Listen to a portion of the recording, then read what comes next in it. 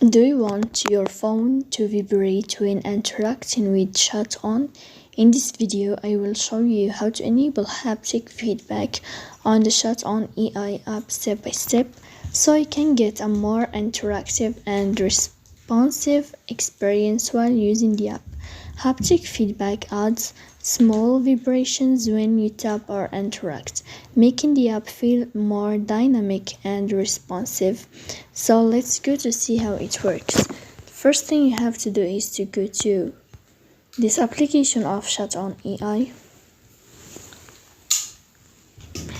Then here in this window, you will go to above to this line of settings. After that, on settings, you will find this page and you will find here haptic feedback. So you will tap on this feature, and if this feature changes to this color, then you can know how to enable haptic feedback on ChatOn AI app. So that's it. If you are enjoying watching this video and if this video is helpful for you, don't forget to support us by like and subscribe. See you next time.